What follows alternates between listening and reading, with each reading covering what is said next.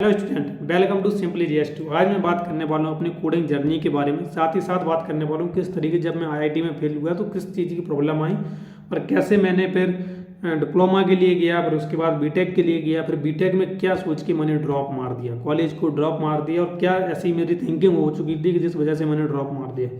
तो शुरुआत करूँ अगर मैं तो अपनी 11th-12th की जर्नी से शुरू करूँगा, क्योंकि 11th-12th में मैंने आईआईटी का एग्ज़ाम दिया, जो कि मुझे आज से समझ में आता है कि ये डिसीजन मैंने कोई सोच के नहीं लिया था, कोई सोच समझ के नहीं लिया था। सिर्फ आसपास का माहौल और अपना एक एनवायरनमेंट ऐसा हो जाता है कि अपन को वो डिसीजन ले लेते हैं, अपन कोई इन्फ्लुएंस में आके या किसी का सुन के इस तरीके से ले लेते हैं। तो आईआईटी के लिए मैंने कोशिश तो करी लेकिन सिलेक्शन नहीं हुआ। जब आईआईटी के लिए सिलेक्शन नहीं हुआ तो उस समय पे इतना बेकार लगा ना कि अभी पता नहीं क्या होने वाला है। 12th के साथ दिया था, सिलेक्शन नहीं हुआ और लोगों का भी नहीं हुआ तो थोड़ा नॉर्मल लगा, मतलब उस समय पे नॉर्मल लगा। क्योंकि फिर मैंने क्या किया, एक गलती कर ली है कि मैंने ड्रॉप ले लिया, 1 साल का ये ड्रॉप ले लिया इस चक्कर में कि आईआईटी में सिलेक्शन हो जाएगा। और उसमें मैंने कोई आईआईटी की कोचिंग नहीं करी, सिंगल आईआईटी की कोचिंग नहीं करी। मैंने ड्रॉप लिया इस समझ के कि मेरे पास प्रदीप की बुक है, मेरे पास एस चंद है, मेरे पास ये है वो है। मैंने आईआईटी की और ज़्यादा बुक खरीद ली, 2-3 महीने का मैं खुद से कर लूँगा, मैं खुद से पढ़ लूँगा और बहुत सारा मोटिवेट हो गए। ये जो मोटिवेशनल वाले चैनल है ना, कभी कभी दिमाग ख़राब भी कर देते हैं, तो वही सब हुआ था। तो मैंने वो आईआईटी का ड्रॉप लिया और उसमें फेल हो गया। उस समय जब फेल हुआ, क्योंकि मैंने ड्रॉप खुद से लिया था, तो उस समय जब फेल हुआ ना तो वो कंडीशन बहुत बेकार थी, लिटरली बहुत ही ज़्यादा बेकार थी। मुझे कुछ भी समझ में नहीं आ रहा था कि अब क्या करना आगे। पूरी तरीके से मतलब माइंड तो ब्लैंक हो ही गया था, मुझे खुद का भी पता नहीं था कि क्या करना है आगे। मुझे मतलब आप समझ सकते हैं किस प्रकार के थॉट आ रहे थे।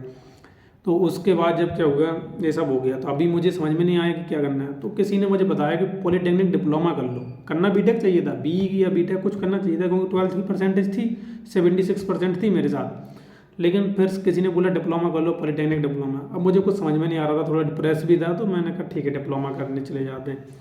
इंदौर आया मैं डिप्लोमा करने के लिए 2019 में।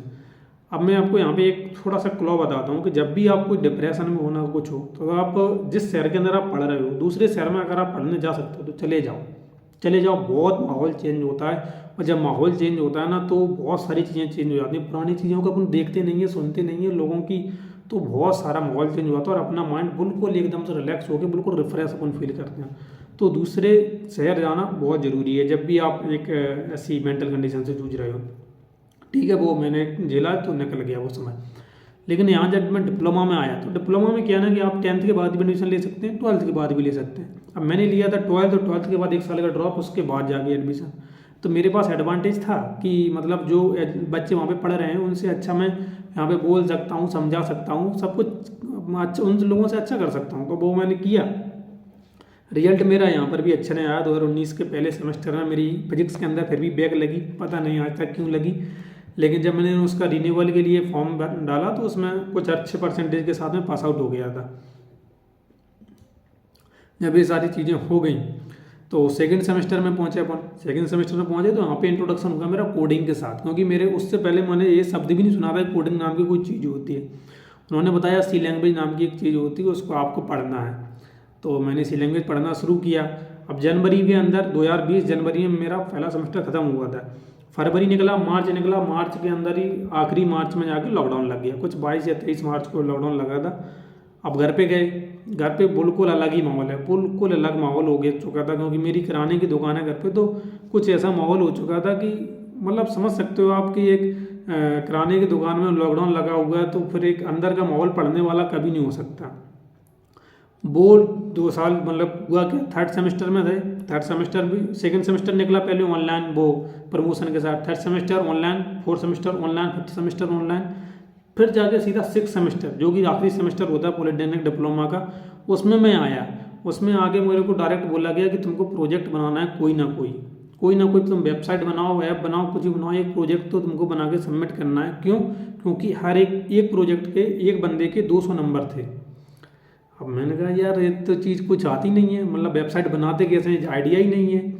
उस समय मुझे कोई सिंगल आइडिया नहीं था, मतलब ये देखो कुछ भी आइडिया नहीं है। मैं 2022 में बैठा हुआ हूँ और कुछ फरवरी चल रहा था, फरवरी या अप्रैल, मुझे कोई सिंगल आइडिया नहीं था कि क्या होता है क्या नहीं होता, और पर बिल्कुल हालत ख़राब थी।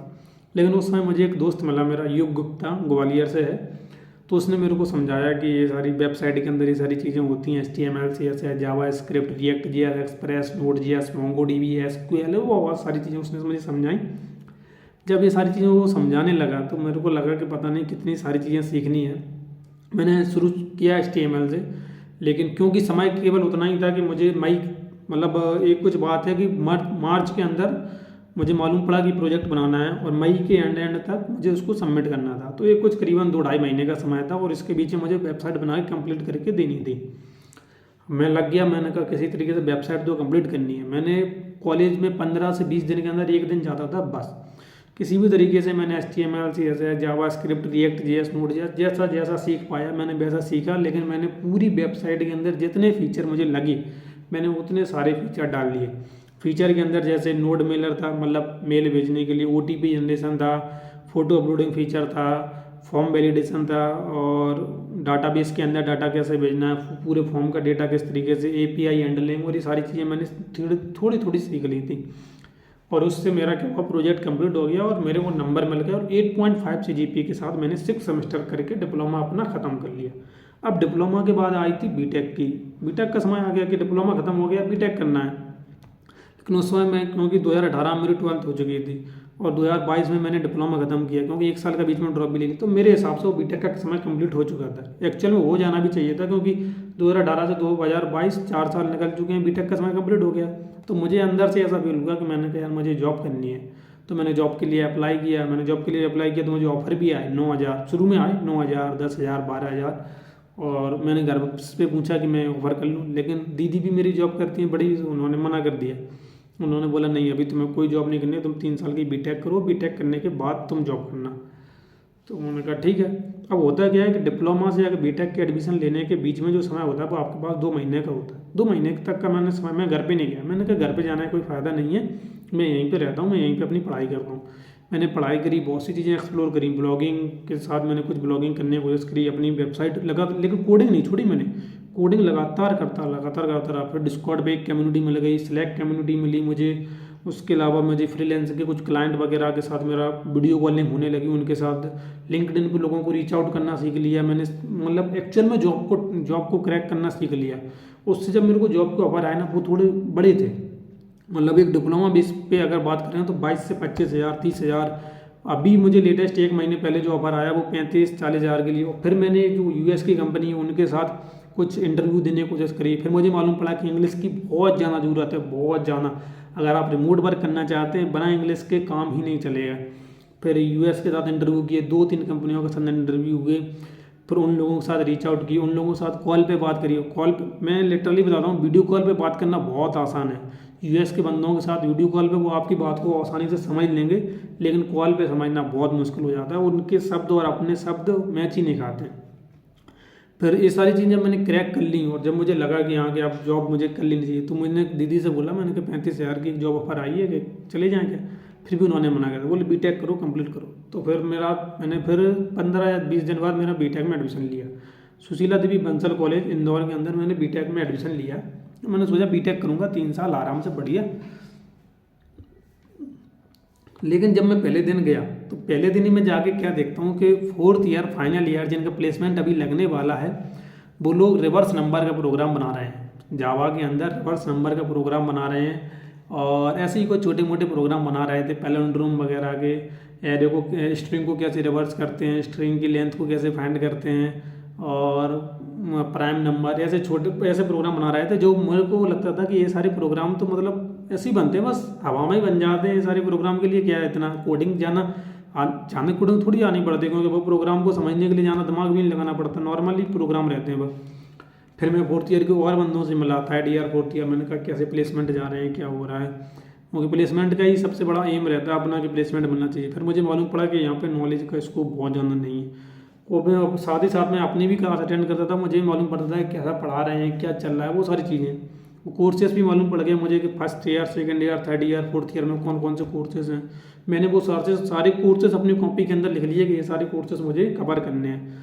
तो मैंने कोशिश तो करी, लेकिन फिर मेरा मन मान गया। मैंने कहा ये नहीं हो सकता मुझसे, क्योंकि अब मैं 2018 से 2022 तक का समय ऑलरेडी मैं दे चुका हूँ और मेरे लिए तो कॉलेज एक कंप्लीट हो चुका है। क्योंकि बीटेक की डिग्री मेरे साथ नहीं है, मतलब ये कागज़ नहीं है बीटेक नाम का, तो मैं मतलब ये नहीं समझ सकता मुझे नॉलेज नहीं है। ये तो मैं अपने आप को बोलना नहीं चाहता था, क्योंकि मेरी फैमिली ऐसा बोल रही थी कि तुम 3 साल आराम से दे लो। तो मैंने कहा ठीक है मैं देता हूँ, लेकिन मैं बीटेक में नहीं दूंगा। बीटेक का कॉलेज मैंने छोड़ दिया, मैंने ड्रॉप मार दिया। फिर मैंने कहा मैं अपना शुरू करता हूँ। तो यूट्यूब पे मैंने जो मैंने अभी तक सीखा था, या फिर मुझे और सीखना है, या फिर आप लोग जो कमेंट सेक्शन में मैंने हमेशा बोला है कि सिंपली जीएस चैनल पे जो मैं पढ़ाता हूँ उस चैनल पे, तो उस चैनल पे अगर कोई भी फीचर चाहिए तो आप मुझे बताओ। अगर मैं कैपेबल होता हूँ, अगर मैं कैपेबल भी नहीं होता हूँ तो मैं सामने वीडियो कॉलिंग या गूगल मीट पे आके लोगों के साथ डिस्कस करता हूँ और उनके साथ मिलकर क्वेश्चन को सॉल्व करने की कोशिश करता हूँ। तो इस तरीके से जो है चीज़ें बिल्डअप करने की कोशिश कर रहा हूँ अभी। तो मैंने कैसे भी करके फिर मैंने वो पूरा एक वो बनाया। मैंने कहा अगर मैं कॉलेज छोड़ता हूँ तो क्या कॉन्सिक्वेंस हो सकते हैं, और अगर मैं नहीं छोड़ता हूँ तो क्या पॉसिबिलिटी हो सकती है। जब ये सारी चीज़ें मेरे मन में बिल्कुल दिमाग में क्लियर हो गई, मैंने कहा हाँ कि अब मुझे कॉलेज छोड़ना है, तब मैंने जाके कॉलेज छोड़ दिया। इसके बाद मैं अपना यूट्यूब पे आया। मैंने अपना यूट्यूब पे सिंपली जीएस चैनल और सिंपली जीएस 2 दोनों बनाया। ये वाला चैनल मैंने जो लिंक्डइन गाइडेंस और ये सारी चीज़ें सीखी, मैंने इन सबको पढ़ने के लिए और पढ़ाने के लिए बनाया, जिससे और चीज़ें बेहतर कर सकूँ, समझा सकूँ, रिज्यूम के बारे में और ज़्यादा क्लियरिटी दे सकूँ कि क्या हो रहा है क्या नहीं हो रहा है। और रिज्यूम बनाना वैसे भी बहुत बड़ी हैक नहीं है मेरे लिए। मेरे हिसाब से रिज्यूम को एक फ्रेशर के लिए थोड़ा ज़रूरी होता है, लेकिन इतना ज़्यादा ज़रूरी नहीं होता है, क्योंकि जब आप इंटरव्यू में बैठते हैं ना, मैं जब इंटरव्यू में मतलब करीबन 18 इंटरव्यू दिए मैंने टोटल, यूएस के छोड़ दूँ अगर मैं, तो इंडिया के अंदर 18 इंटरव्यू दिए मैंने। तो उनके साथ इंटरव्यू दे के मुझे मालूम पड़ा कि किस प्रकार का लोगों का माइंडसेट रहता है पूछने का। मतलब वो आपसे 10 या 2 या 5 मिनट बाद आपसे भूल ही जाएंगे कि आप किस फील्ड से हैं, किस बैकग्राउंड से हैं, आपने डिप्लोमा किया है, बीटेक किया, सब कुछ भूल जाते हैं वो। कि उनको केवल इस चीज़ से मतलब रहता है एक पर्टिकुलर प्रॉब्लम है, इस पर्टिकुलर प्रॉब्लम का सॉल्यूशन क्या है। मतलब उस अगर वो इंटरव्यू नहीं देता ना मैं, तो मैं गारंटी देता हूँ मैं कॉलेज ड्रॉप आउट करने का सोच भी नहीं सकता था। इतनी हिम्मत तो आने की बहुत दूर की बात है। मेरे वो 18 इंटरव्यू ही मेरी मेन वजह थी कि जिसमें मुझे क्लियरिटी हो गई थी कि इंटरव्यू वाला कभी भी ये नहीं सोच सकता कि तुमने बीटेक किया, एमटेक किया, तुम्हें ये चीज़ आती है या नहीं आती। उसको सिर्फ इस बात से मतलब है, तुम्हारे प्रोजेक्ट के अंदर अगर तुम ये मेंशन करते हो ना कि तुमने कितने लोगों को फ़ायदा होगा, वो उसको कोई मतलब नहीं। तुमको कितनों का फ़ायदा होगा कोई उसको मतलब नहीं। तुम तो ये बताओ कि तुमने कौन कौन से फीचर डाले, उसके लिए कोड तुम्हारा गिटहब पे कहाँ है, किस तरीके से ऑर्गेनाइज किया गया है, ये सारी चीज़ें उसके लिए बहुत ज़्यादा मायने रखती। मैं उस समय ऑर्गेनाइज नहीं करता था कोड। मुझे ऐसा लगता था कि मतलब कोड लिखो और इसको फाइल को जो नाम देना है वो नाम दे दो। लेकिन अभी मुझे लगता है कि फाइल को नाम वैलिड नाम देना जरूरी है। अभी भी मैं अपने जो सिंपली जीएस कोडिंग पर पढ़ाता हूँ तो मैं बहुत ही अजीबोगरीब नाम देता हूँ। तो लेकिन ऐसा क्यों कर रहा हूँ मैं, मेरा जो मेन पर्पज़ है वो आपको सिर्फ ये चीज़ बताना कि आप अपने मन से कोई भी नाम दे सकते हैं। तो वो कोई भी नाम आपका ऐसा होना चाहिए कि आपको समझ में आए कि हाँ कि इस फाइल के अंदर मुझे क्या ऑपरेशन परफॉर्म करना है। या किसी भी आप फंक्शन को नाम दे रहे हैं तो उस फंक्शन को नाम को जैसा दो कि उसके अंदर क्या परफॉर्म करना है मुझे। तो इस तरीके से मैंने ये डिसीजन, फिर मैंने सोच समझ के डिसीजन लिया। मैंने कहा मैं जो कॉलेज अब ड्रॉप करना है। अब जो मेरा मेन पर्पज़ है, मैंने कहा अगर मैं कोडिंग करता हूँ और मैं कोडिंग करके इस यूट्यूब पे डालता हूँ और सीखता हूँ और करता रहता हूँ, तो ये तो नहीं होगा कि मेरी कॉलेज फिर अपनी जो नॉलेज है वो मेरी डाउन हो जाए। नॉलेज तो मेरी डाउन हो नहीं सकती। तो इस तरीके का मैंने विचार बना के मैंने कहा कि अब मैं कॉलेज को ड्रॉप कर रहा हूँ, छोड़ रहा हूँ। अब मैं 3 साल बाद यानी कि 2025 में अगर मेरा मन होगा तो मैं जॉब के लिए अप्लाई करूँगा, और नहीं हुआ तो फिर नहीं करूँगा। लेकिन जॉब के लिए अप्लाई मैं ज़रूर करूँगा, क्योंकि फिर समझ में भी आता है कि आप कितने पानी में हो। अभी भी मेरे को 30,000 के ऑफर तो अभी भी 2-3 जगह से अहमदाबाद साइड से आ रहे हैं, लेकिन अभी मेरा कोई जॉब करने का मन नहीं है। मैंने भी अपने आप को कुछ समय दिया। मैंने कहा 2024 जुलाई तक मैं जॉब के लिए अप्लाई कभी नहीं करूँगा। 2024 जुलाई तक जॉब के लिए अप्लाई नहीं करूँगा। लेकिन लिंक्डइन की ट्रेनिंग वाली आपको पूरी प्लेलिस्ट यहाँ पे प्रोवाइड कराऊँगा, क्योंकि ये वाला चैनल जो मेन एम है इस चैनल का वो है गाइडेंस, ट्रेनिंग, इंटर्नशिप, कोर्सेज और कुछ और वेबसाइट वगैरह के बारे में जो मुझे जानकारी लगती रहती है, तो वो सारी चीज़ें मैं शेयर करने की कोशिश करता हूँ। बस यही थी मेरी कोडिंग जर्नी कि किस तरीके से यहाँ से यहाँ तक पहुँचे और अभी क्या कर रहा हूँ और आगे मेरा क्या करने का विचार है। वो अभी अगर डेवऑप्स सीख लिया तो डेवऑप्स सिखाऊंगा, नहीं अगर डेवऑप्स की जगह मनीस्टैक अभी मेरा बहुत अच्छा चल रहा है और हर एक चीज़ इसके अंदर मुझे बहुत अच्छी लग रही है। लेकिन मोंगोडीबी एक स्पेशली यहाँ पे मेंशन करना चाहूँगा। मोंगोडीबी इतना, और अगर आप मनीस्टैक सीखना चाहते हैं, रियल में मनीस्टैक सीखना चाहते हैं, ऑब्जेक्ट ओरिएंटेड प्रोग्रामिंग पहले सीख लो ऑब्जेक्ट ओरिएंटेड प्रोग्रामिंग, क्योंकि हर चीज़ का इंस्टेंस बनता है। बैकएंड के अंदर आप जब भी काम करेंगे लिटरली हर एक चीज़ का इंस्टेंस बनेगा। आप डेटाबेस के साथ खेल लो या किसी डेटाबेस के साथ खेलोगे फिर तो इंस्टेंस बनना ही बनना है। मतलब ऑब्जेक्ट ओरिएंटेड प्रोग्रामिंग तो मस्ट है अगर आपको मन स्टैक सीखना ही सीखना है तो। सिंपलीजेस्ट चैनल को आप विजिट कर सकते हैं, वहाँ पे देख सकते हैं अभी तक मैंने कैसे प्रकार की वीडियो डाल दिए, और आने वाले समय में धीरे धीरे सारी चीज़ें मैं लेके आने की कोशिश करूँगा। ठीक है, ये थी मेरी जर्नी। मिलते हैं अपन नेक्स्ट वीडियो में, जब तक के लिए thank you for watching this video.